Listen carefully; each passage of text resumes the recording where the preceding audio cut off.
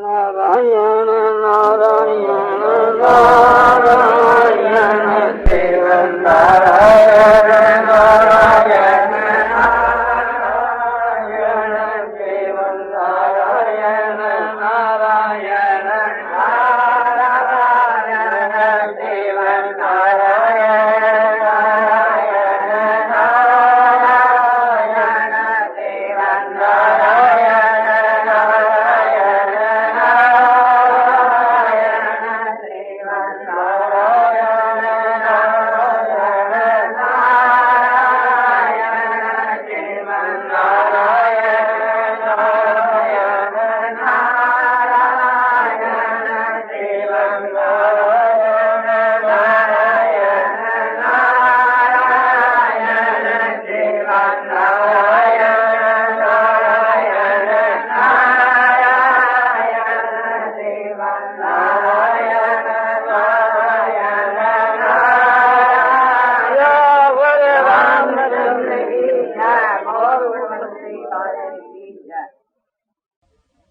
आपने कहा कि किस किस प्रकार से कल्याण हुए ऐसी बात कहो। तो कल्याण जो है इसके लिए दो प्रकार की प्रधान युक्तियां हैं। एक तो प्रवृत्ति मार्ग है और एक निवृत्ति मार्ग है। प्रवृत्ति मार्ग को मतलब यो है कि चेष्टा करता हुआ कर्म करता हुआ मुक्ति हो जावे, और निवृत्ति मार्ग जो है कि कर्मा को त्याग करके और अपना मुक्ति हो जावे। वो निवृत्ति मार्ग को मतलब यो नहीं समझना चाहिए कि संन्यास आश्रम ही निवृत्ति मार्ग है। संन्यास आश्रम निवृत्ति मार्ग है वो तो ठीक है ही, किंतु उस घोर कली काल के बीच के माँ ऋषि लोग इकट्ठा होकर के जो निर्णय कियो कि इस समय के माँ इस घोर कली काल के बीच के माँ संन्यास आश्रम तो वर्जित है, क्योंकि संन्यास का धर्म जो है पालन होना बहुत ही कठिन है। तो गृहस्थाश्रम के माँ रह करके मनुष्य प्रवृत्ति मार्ग में भी रह सके और निवृत्ति के माँ भी। गृहस्थाश्रम की निवृत्ति क्या है कि जैसे आपने वानप्रस्थ आश्रम की जूं वानप्रस्थ का धर्म पालन तो इस समय में होना बहुत ही कठिन है, किंतु वानप्रस्थ आश्रम की जूं जंगल में एकांत में गिरी गुहाओं में रह करके भगवान को जो भजन ध्यान करना या समझो ज्ञान और वैराग के मां अपना समय बितानो, और बाहर का जितना जो एक प्रकार से ये आपने बहुत सारे कर्म है, सामाजिक कर्म, व्यवहारिक कर्म ये सब छोड़ करके और एकांत के बीच के मां समझो कि जप ध्यान इत्यादि करे तो वो निवृत्ति मार्ग के माफिक है। इस प्रकार को निवृत्ति मार्ग जो है सो गृहस्थी भी कर सके है, तो वो प्रवृत्ति में ही निवृत्ति है। और जो सन्यासी होकर करके उसके बीच के माँ जो प्रवृत्ति मार्ग करे है वो निवृत्ति में प्रवृत्ति है। निवृत्ति मार्ग में जो प्रवृत्ति है वो तो एक प्रकार से थी आपने पतन करने वाली है। साधु होकर करके यदि कंचन और कामनी के साथ में संबंध जुड़े, किसी भी प्रकार को संबंध जुड़े, साधु होकर के समझो कि स्त्री रखे या स्त्री इससे किसी प्रकार को संबंध तो रखे, स्त्री से सेवा करावे या स्त्री के साथ में किसी प्रकार को संस्पर्श रखे तो वो साधु नरक में जावे। स्त्री को छूने से थी और रुपया में छूने से थी साधु तो नरक में जावे।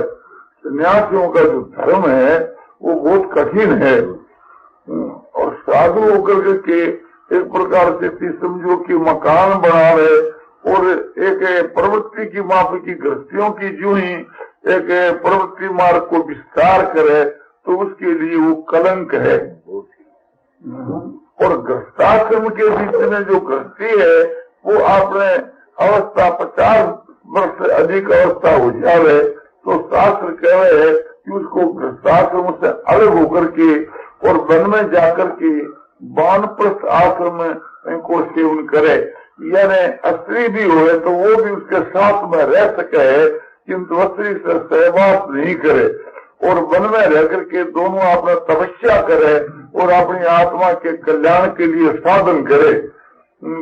किंतु जो वानप्रस्थ आश्रम का जो धर्म बतलाया है वो भी बहुत ही कठिन है, जिसका संन्यास आश्रम का कठिन है, इसी प्रकार से वानप्रस्थ आश्रम का भी धर्म बहुत ही कठिन है। इसलिए आजकल कली काल के बीच के माँ वानप्रस्थ आश्रम को तो ग्रहण नहीं करे किंतु समझो कि प्रवृत्ति मार्ग से हट करके परमात्मा की भक्ति के मार्ग लग जावे तो उसको कल्याण हो सके। और भगवान की भक्ति के बीच के माँ और ज्ञान के माँ सबको मात्र मनुष्य मात्र को अधिकार है, चाहे कोई आपने समझो ब्रह्मचारी हो, चाहे गृहस्थी हो, चाहे वानप्रस्थी हो, चाहे सन्यासी हो। इसी प्रकार से गृहस्थ के माँ भी चाहे ब्राह्मण हो, क्षत्रिय हो, वैश्य हो, चाहे शूद्र हो और चाहे चंडाल भी क्यों नहीं हो, भगवान ने यह बात साफ गीता के माँ कही है। गीता की 9 अध्याय के 32 के श्लोक के बीच के माँ की मांग ही पाश्रित्यो ये भी सुपाप योनयो प्रियो वैश्या तथा शूद्रा तेपी अंति परम गति। हे पार्थ, मेरी शरण लेकर के चाहे वैश्य हो, चाहे अस्त्री हो, चाहे शूद्र हो और चाहे पापियों ने यानी दंडाल आदि माने अछूत जाति जो है चमार भंगी मैत्र आदि वे भी क्यों नहीं हो, मेरी शरण लेकर के वे भी तो परम गति को प्राप्त हो जाते हैं। इसलिए ये बात सिद्ध हो जाती है कि भगवान की शरण में, भगवान की भक्ति में सब यान मात्र मनुष्य मात्र को अधिकार है। यदि कहो कि ब्राह्मण और क्षत्रिय उत्तम जो जाति है उसकी भगवान ने क्या मर्यादा रखी, सो भी रखी है। कहा कि किन पुण्य ब्राह्मणा पुण्य भक्ता राज रहते तथा, फिर पुण्यात्मा जो ब्राह्मण है और राज ऋषि जो क्षत्रिय है वे मेरी शरण आने पर उनका उद्धार हो जावे। इस प्रकार की मेरी भक्ति करने से उन भक्तों का उद्धार हो जावे, इसमें तो करना ही क्या है। तो इससे यह बात सिद्ध हो जाती है कि उनकी समझो कि आपने भगवान मर्यादा रखी है और उनका गौरव रखा है। ये नहीं कि एक प्रकार से थी भगवान एक उनकी कोई आपने अवहेलना करी हो, उनकी प्रशंसा की है भगवान ने। तो इससे ये बात सिद्ध हो जाती है कि मनुष्य मात्र का ही अधिकार है। इसलिए गृहस्थाश्रम के बीच के माँ रह करके प्रवृत्ति मार्ग के माँ रह करके कल्याण का मार्ग बतलाया जाता है। जैसे कोई आदमी आपकी दुकान का काम करता है तो उसको किस प्रकार से अपना काम करना चाहिए, काम जिस प्रकार से वो कर रहा है उसमें कोई फेरबदल की कोई जरूरत नहीं। जो कुछ वो कर रहा है, किसी बात का व्यापार कर रहा है या गल्ले का व्यापार करता है या कपड़े का करता है या सूट का करता है या चांदी सोने का करता है या समझो कि घी तेल आदि चीनी आदि जो एक प्रकार रस जो है इसका व्यापार करता है, कोई भी व्यापार करता है, क्योंकि वैश्य के लिए क्रिय विक्रिय जो है ये उसके लिए शास्त्र का विधान है। और ब्राह्मण लोग तो रस नहीं बेच सकते, ब्राह्मण तो एक प्रकार से समझो कि रस बिक्री करे तो दोष का भागी होता है, किंतु वैश्य जो है उसके लिए कोई ऐसी बात नहीं। क्योंकि महाभारत के मां लिखा है कि तुलाधर जो वैश्य है वो सब प्रकार का रस बेचा करता था मदरा को छोड़ करके। इस कारण से थी उसकी उत्तम गति हुई मांस और मदिरा वो नहीं बेचता था। ये भी एक प्रकार का रस है, किंतु एक प्रकार से थी, और जो रस है वो बेचा करता था। तो उसके प्रभाव से समझो कि आपने उसकी आत्मा की शुद्धि होकर के और वो परम गति को प्राप्त हो गया। किंतु बात यह है, उस व्यापार के बीच के इन बातों के विषय में थोड़ा ध्यान देना चाहिए। हमारे व्यापार के जो विषमता है, मत माने हमारा जो है कि एक के साथ में अच्छा व्यवहार, एक के साथ में बुरा व्यवहार, ऐसा नहीं होकर के समता का व्यवहार होना चाहिए। सबके साथ के बीच में समान व्यवहार होना चाहिए। और व्यापार के हमारे जो झूठ कपड़ चोरी बेईमानी दगाबाजी है, उसका अवश्य त्याग करना चाहिए। वो झूठ कपड़ बेईमानी दगाबाजी के व्यापार से कभी किसी की मुक्ति नहीं होती, तो वो तो छोड़ना ही चाहिए। और व्यापार के बीच के समझो कि आपने ऐसी कौन सी बात है कि जिससे आत्मा को कल्याण हो जाए, तो वो है निष्काम भाव। निष्काम भाव कितनी त्यागत है कि वो झूठ कपट बेईमान इत्यादि की जो बुरे जो पाप है उनका एकदम वो हटा ही देता है। उसमें निष्काम पणे में इतना अपना प्रभाव है। तो निष्काम भाव से कर्म करना चाहिए। निष्काम का कई भेद है कि जैसे भगवत अर्थ कर्म है, भगवत अर्पण कर्म है, वे उच्च कोटि का निष्काम है।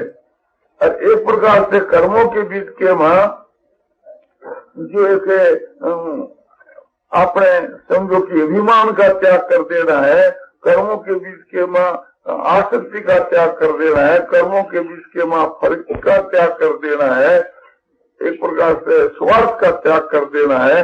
ये सब निष्काम के ही अंग हैं। ये निष्काम जो कर्म है वो मुक्ति के देने वाला है। तो किस प्रकार से करना चाहिए? उससे उच्च निष्काम क्या है कि हम एक प्रकार से अपने मन के ये निश्चय कर ले कि हमारी जो दुकान है ये सब भगवान की है और मैं भी भगवान का हूँ और ये सब चीजें भी भगवान की है। सब एक प्रकार से हम लोग भगवान के हैं। इस प्रकार से सब चीज भगवान की समझ ले और वास्तव में भगवान की है ही। इस बात से एक प्रकार से हम सब भगवान की चीज समझ ले और समझ करके हम उसका गुमास्ता बन करके और उसका काम हम करें। हम भगवान का गुमास्ता है और हमारी तनख्वाह क्या है कि रोटी खाना और कपड़ा पहनना। और घर के जितने जो आदमी हैं वे एक प्रकार से भगवान के कुटुंब वाले हैं। उनकी सेवा करना ये भगवान की सेवा है। और सेवा करने के वक्त में ऐसा समझे कि भगवान की दुकान जो है वो सबकी सेवा के लिए है। भगवान के तो सारी दुनिया ही उसकी प्रजा है, सारी दुनिया उसकी संतान है। इसलिए सबको भगवान की संतान समझ करके और हम सब की सेवा करें तो ये प्रकार से भगवान इससे बड़े खुश होते हैं। दूसरी बात यह है कि और हम इससे भी उच्च कोटि का साधन करें तो और जल्दी हमारा कल्याण हो सकता है। उच्च कोटि का साधन क्या है कि परमात्मा सब में व्यापक है, सब में परमात्मा व्यापक है। यह बात समझ करके और हम सबकी सेवा करें कि परमात्मा सब में व्यापक है तो सबकी सेवा परमात्मा की सेवा है। जिस आकाश के भीतर के बीच के समझो बादल रहते हैं, उस बादलों में जो आकाश व्यापक है यूं परमात्मा सारे ब्रह्मांड के बीच के व्यापक हैं।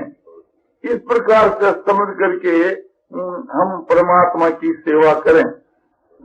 कोई भी व्यापारी हमारी दुकान पर आवे तो हम ऐसा समझें कि आपने समझो कि मानो भगवान ही आए हैं और उनकी आपने सेवा आदर सत्कार करें कि हमारे यहाँ आकर के बिना सेवा के कोई खाली रह जाने पावे।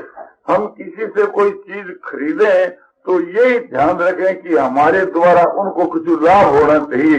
हम किसी को चीज बेचें तो उस बिक्री के में हमारा यही भाव रहना चाहिए कि हमारे द्वारा उनकी सेवा होनी चाहिए।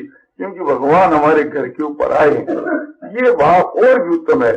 सबको हम नारायण का स्वरूप मानने में वो और भी उत्तम बात है। सब में भगवान व्यापक है, इससे भी ये ऊंचा दर्जा है कि सभी नारायण को ही स्वरूप है। सबने नारायण समझ करके हम सबकी अपने व्यापार के द्वारा सेवा करें तो उससे हमारी आत्मा शुद्ध होकर के जल्दी हमारा कल्याण हो सकता है। इसी प्रकार से कोई संस्था का काम करते हैं, जैसे गीता प्रेस का काम है, और सब भाई लोग जो है तो गीता प्रेस का काम कर रहे हैं। उसके वहाँ किसी उसके वहाँ मैं भी शामिल हूँ।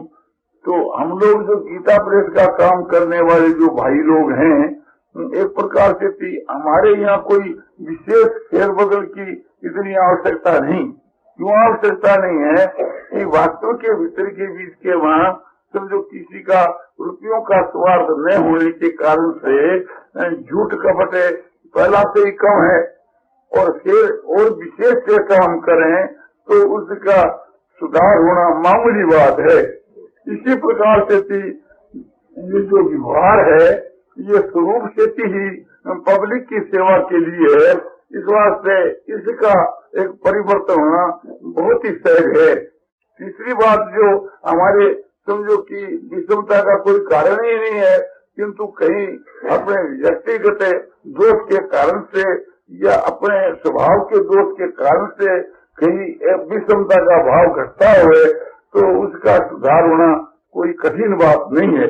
इसलिए गीता प्रेस में काम करने वाले जो भाई लोग हैं उनको तो थोड़ा सा ही सुधार करना है, केवल बार बार ये मन के मां समझना चाहिए कि ये सब जो है तो भगवान का ही काम है। ख्याल करना चाहिए कि हम लोग जो है एक प्रकार से वाणी से तो कहते हैं कि ये भगवान का काम है, किंतु वास्तव में अभी तक हमारा जो हृदय है उसके बीच के वहाँ ये बात अच्छी तरह से समझ में नहीं आई। समझ में आती और हम सब भगवान का काम समझते और चेता मात्र को भगवान की लीला समझते और सब यान मात्र प्राणियों को भगवान का स्वरूप समझते और इस भगवान की सामग्रियों के द्वारा भगवान की चीज से हम भगवान की सेवा करें, ये हमारा भाव होता तो कार्य करने के वक्त के बीच में क्षण क्षण के बीच के हमारे चित्त में बड़ी प्रसन्नता और बड़ी शांति हमको मिलती। सेवा करने के समय में हमको ये भाव समझना चाहिए कि मानो हम भगवान की सेवा तो कर रहे हैं। ख्याल करना चाहिए सब काम तो ज्यों का त्यों हो ही रहा है, इसमें समझो बाहरी सुधार की तो बहुत ही कम आवश्यकता है, क्योंकि ज्यादा बिगड़ा हुआ हो तो ज्यादा सुधार करना पड़े और थोड़ा बिगड़ा हो तो थोड़ा सुधार करना पड़े। न तो इसके बीच के वहाँ कोई सेल टिकट की चोरी की जाती है और न इसके वहाँ कोई इनकम की चोरी की जाती है। इनकम का तो समझो कि कोई अपने गवर्नमेंट का अधिकार ही नहीं है, इस वास्ते गवर्नमेंट देते ही नहीं है, और सेल टिकट का कोई काम नहीं है, उसके वहाँ कोई चोरी नहीं की जाती है। इसलिए इसके बीच के वहाँ कोई विशेष सुधार की आवश्यकता नहीं रहती। फिर भी एक प्रकार से यत्किंचित कहीं भी शास्त्र के विरुद्ध क्रिया होती है तो उसका हम लोगों को सुधार करना चाहिए। इसके बाद के बीच के वहाँ असली बात वो है कि निष्काम भाव। असली बात जो है वास्तव के वहाँ तुम भगवान गीता में कहते हैं कि बहुनाम जन्मनामं के ज्ञानवान मां प्रबद्धते वासुदेव सर्वविति स महात्मा सुदुर्लभ है।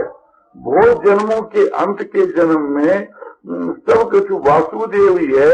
इस प्रकार से जो मुझको भजता है वह महात्मा अति दुर्लभ महात्मा है। तो इस बात को अपने ध्यान में रख करके और सबको परमात्मा का स्वरूप वासुदेव का स्वरूप समझ करके और हम अपने को सेवक मान करके इनकी सेवा करें तो वो प्रवृत्ति मार्ग के बीच की वहाँ भक्ति है। और ये भक्ति अनन्य भक्ति है। वो अनन्य जान की अति मति न करे हनुमन, मैं सेवक सचराचर रूप राशि भगवन। तुलसीकृत रामायण के क्योंकि किंदा कांड के मां हनुमान जी के प्रति रामचंद्र जी कह रहे हैं कि हे हनुमान, वह मेरा अनन्य भक्त है, जिनकी मति यानी बुद्धि इस सिद्धांत से भी कभी डरती नहीं, यानी इस सिद्धांत से कभी हटती नहीं। क्या सिद्धांत है?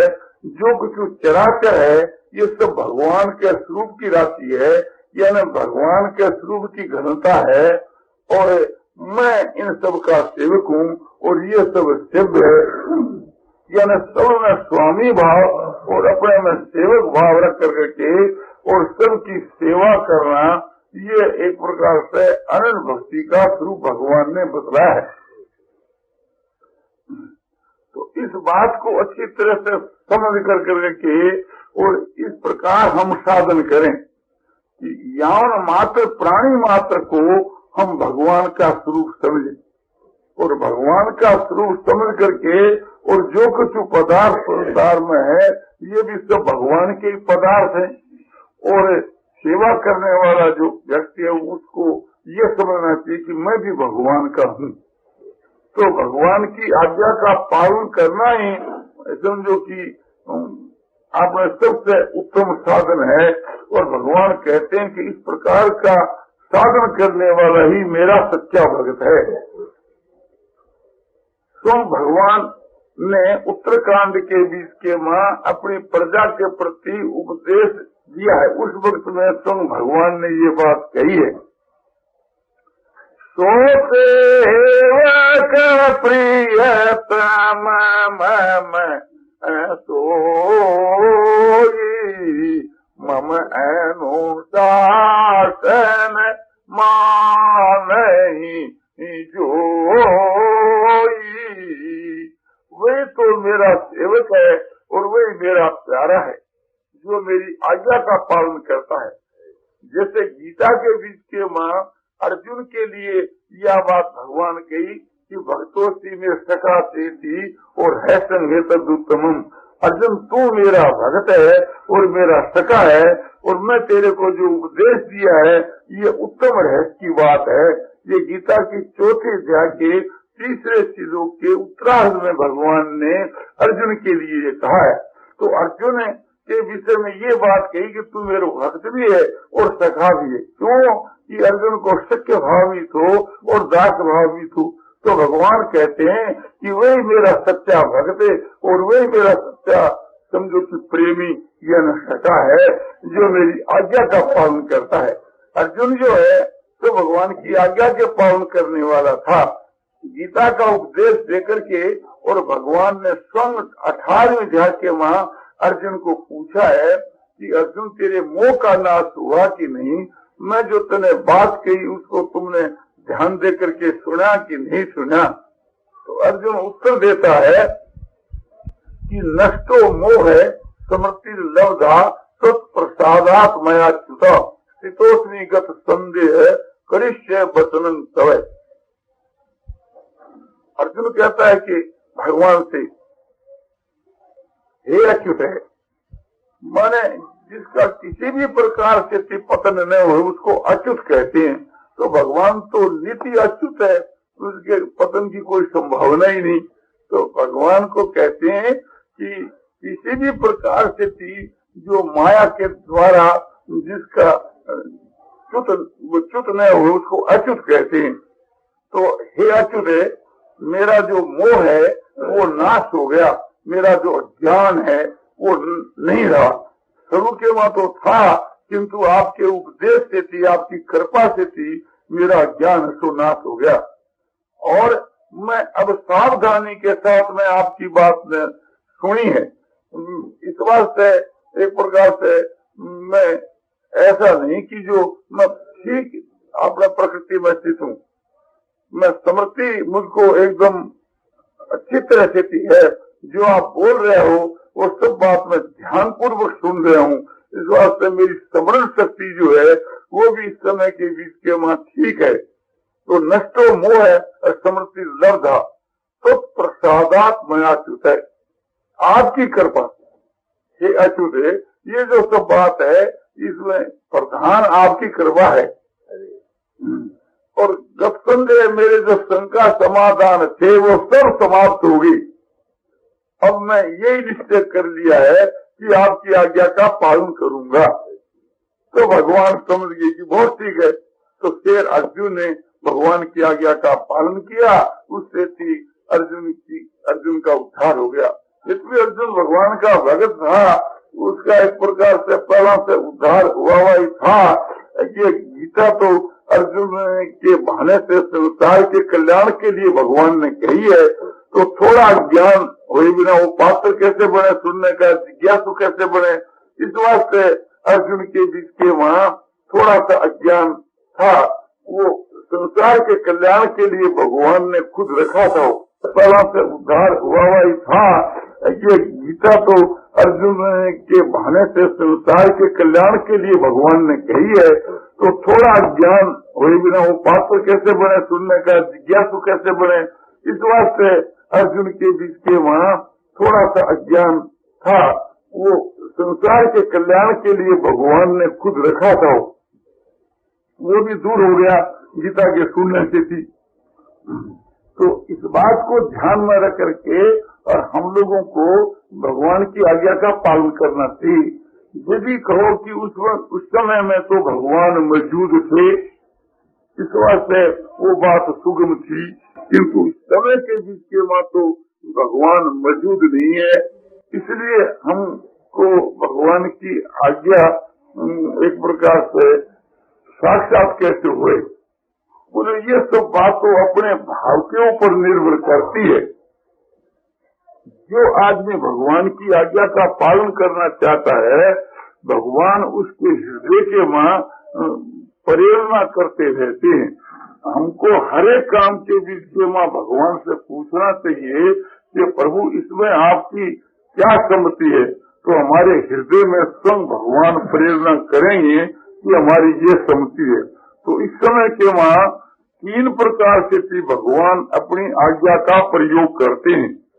एक तो महात्मा जो पुरुष होते हैं, उसके मुख के द्वारा भगवान आज्ञा का प्रयोग करते हैं।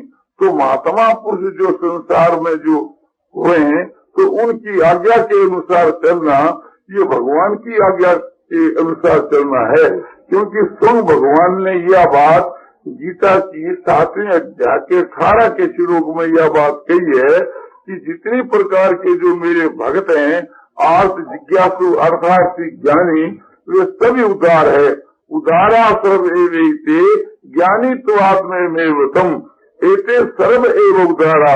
जितने जो भक्त हैं वे सभी उदार है, किंतु ज्ञानी है वो तो मेरा स्वरूप ही है।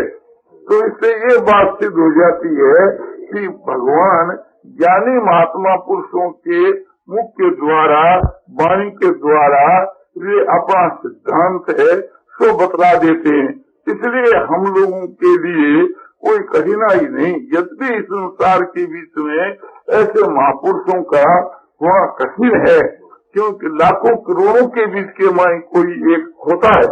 मनुष्याणां सहस्रेषु कश्चित यतति सिद्धे यततामपि सिद्धानां कश्चिन मांग वेति तत्वतः। हजारों आदमियों में से कोई एक आदमी है जो परमात्मा की प्राप्ति रूप सिद्धि के लिए प्रयत्न करता है। तो ऐसे प्रयत्नशील महापुरुषों के बीच के वहाँ कोई एक ही भगवान कहते हैं कि मुझ परमात्मा को तत्व से जानने वाला होता है।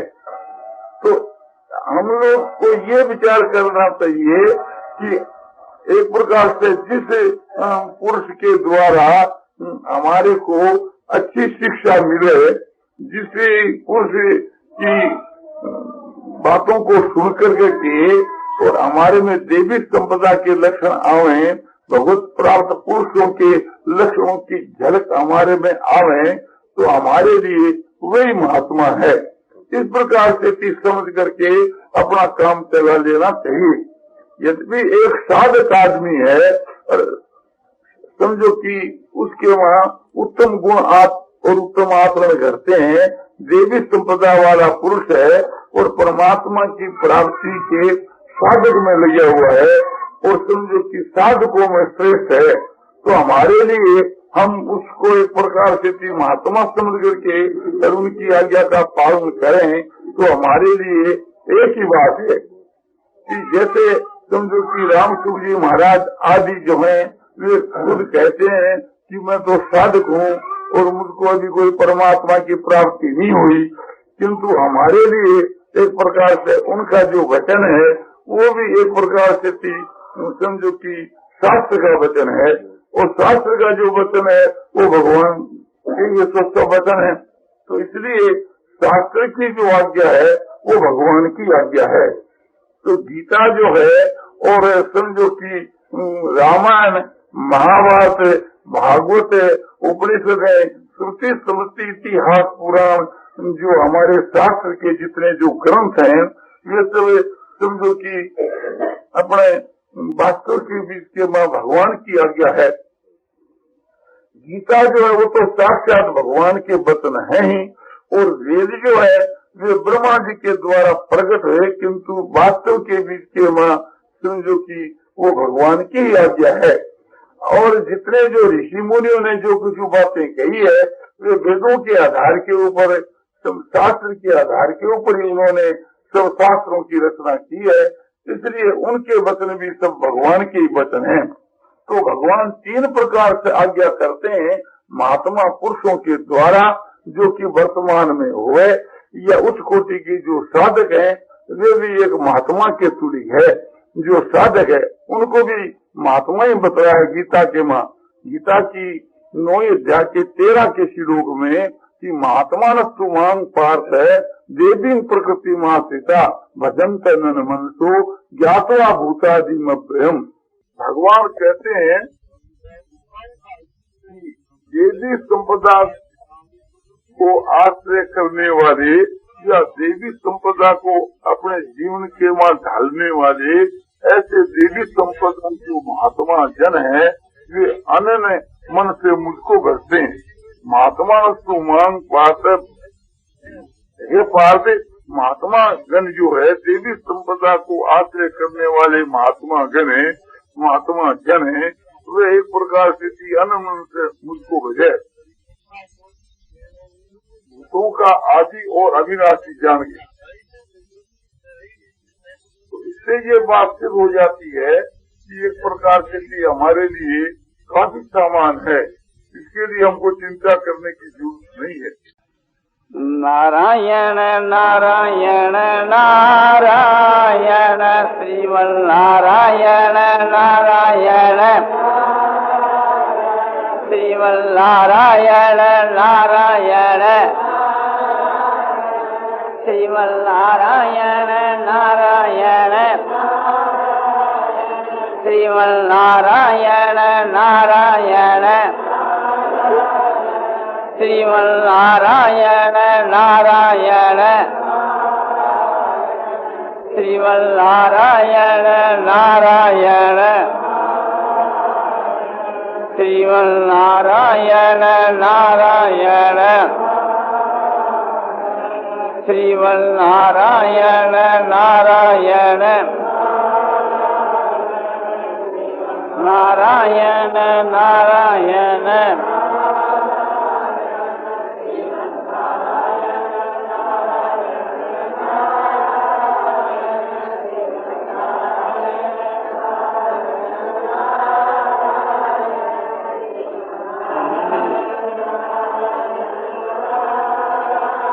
आनंदमय आनंदमय पूर्णानंद अपारानंद शांतानंद घनानंद अचलानंद ध्रुवानंद नित्यानंद बोधस्वरूपानंद ज्ञान स्वरूपानंद आनंद ही आनंद आनंद ही आनंद शांति शांति शांति।